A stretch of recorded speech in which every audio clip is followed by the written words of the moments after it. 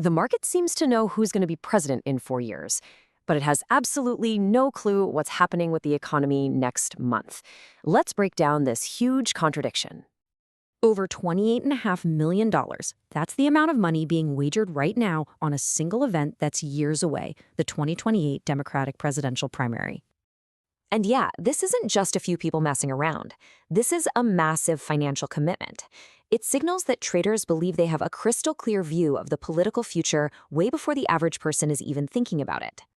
But here's where it gets really weird. While one part of the market is acting with this almost prophetic certainty about politics, another part is just paralyzed by fear, completely confused about where the economy is headed. It really is a tale of two markets, and the disconnect is staggering. Okay, so first we're going to dive into those high-conviction political bets. And hey, if you're getting value out of this kind of data, do me a favor and drop a like and share it so other people can see it too. So where is all this confidence actually coming from? Let's dig into those political bets. I mean, just think about this for a second. J.D. Vance is already getting 50-50 odds, a coin flip, to lead the Republican ticket in 2028. And Gavin Newsom is right there on the Democratic side. For events that are years away, these are incredibly strong predictions. The market is basically saying the field is already set. So the big takeaway here is that the money is moving way faster than the news cycle. While we're all watching cable news, traders are putting real cash on the line, and it's creating a forecast that's often years ahead of the curve. And this certainty isn't just set in stone. It actually evolves.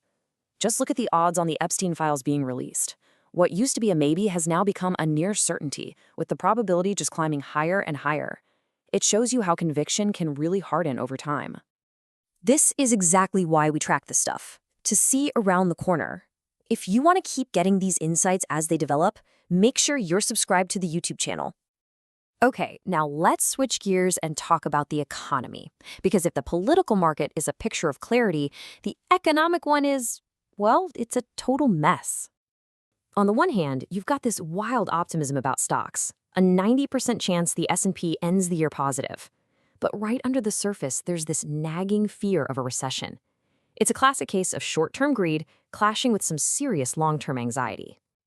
And this uncertainty, it's everywhere. I mean, just look at what the market thinks the Fed is going to do. 2 rate cuts in 2025? 3? The market is completely split. There is no consensus at all. And you know what that means? Volatility. So this is what we're talking about when we say economic contradiction. You've got these signals pulling in totally opposite directions. It makes navigating things, well, almost impossible. And of course, these numbers are changing by the minute. If you want to stay on top of it, follow us on Twitter for more real-time updates. Okay, so if politics is somehow certain and the economy is a complete question mark, where is the smart money actually putting its biggest, most confident bets? Well, the answer, it turns out, is in a very specific part of the tech world. In a market just full of fog and confusion, this right here is a lighthouse, a 92% probability for Google's Gemini to be the top AI by the end of 2025. That is an unbelievably strong signal. It's telling us that despite all the economic chaos, traders see a clear winner in the AI race. And this isn't just wishful thinking. We're talking about almost $9 million backing this one outcome. The market is basically screaming that the AI race has a clear frontrunner, no matter what the broader economy does. So let's just connect all the dots here. 1, the political future. The market thinks it's already priced in. 2, the economic present, super uncertain, kind of scary. And 3, the tech future, insanely high conviction. That's the 3-act story the data is telling us right now. If piecing this puzzle together is helping you out, go ahead and drop a like and share this breakdown. All right, final section. What's the big picture here? What does all of this conflicting data actually mean for us? These trends are obviously still playing out, so we're going to keep tracking them. Follow us on Twitter for the latest as we head into our final summary. So here it is, the market sentiment all wrapped up. For politics, the long-term outcomes are being treated as almost a done deal.